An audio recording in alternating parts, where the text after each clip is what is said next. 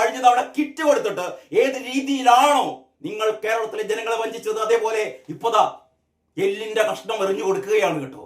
എന്നിട്ടാണ് ഉളുപ്പും മാനുമില്ലാതെ അന്തംഗമ്പിയാൽ കേരളത്തിന് നവകേരളം, പിന്നെ നവകേരളം എന്നാ പറയാ, തട്ടിപ്പു കേരളം എന്ന് പറയണം.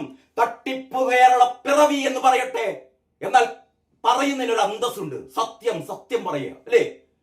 ഇനി ചിത്രം നോക്കണം നിങ്ങൾ കേട്ടോ. ഈ ചിത്രമൊന്ന്, ഈ അന്തംഗമ്മികൾക്ക് വിവരമില്ല. അന്തംഗമ്മികളുടെ ഈ പത്രം തയ്യാറാക്കുന്ന പത്രാധിപ സമിതി അംഗങ്ങൾക്ക് നിങ്ങൾ ഇത്തിരി വിവരം വേണ്ടേ? കള്ളത്തരം പറയുമ്പോ ആ കള്ളത്തരം ഒന്ന് നേരായിട്ട് പറയണ്ടേ? പിണറായി വിജയൻ ഇതാ കൈപിടിക്കുന്നു. ആരുടെ കൈയാണെന്ന് അറിയാൻ പിടിക്കുന്നത്? നല്ല കസവ് വേഷ്ടി അണിഞ്ഞ അല്ലേ, കസവ് വേഷ്ടി അണിഞ്ഞ കീറിയ കുപ്പായമില്ലാതെ ഒരു നേരം ഒരു നല്ല വസ്ത്രം പോലും ധരിക്കാത്ത ആയിരങ്ങൾ പതിനായിരങ്ങൾ കേരളത്തിലുണ്ട് കേട്ടോ. അപ്പോഴാണ് ഇതാ മനോഹരമായ ഒരു കസാരയിലിരിക്കുന്ന നല്ല പളവള മിന്നുന്ന കസവ് വേഷ്ടിയും കസവ് മുണ്ടുമൊക്കെ ധരിച്ച പ്രൗഢയായ ഒരു സ്ത്രീയുടെ സ്വർണ്ണവളകളണിഞ്ഞ സ്വർണ്ണമാലയണിഞ്ഞ ഒരു സ്ത്രീയുടെ കൈ പിടിക്കുകയാണ് കേട്ടോ. പിണറായി വിജയന്റെ അതിദരിദ്രരില്ലാത്ത കേരളത്തിന്റെ പ്രഖ്യാപനം കൂടിയാണ് കേട്ടോ ഈ ചിത്രം.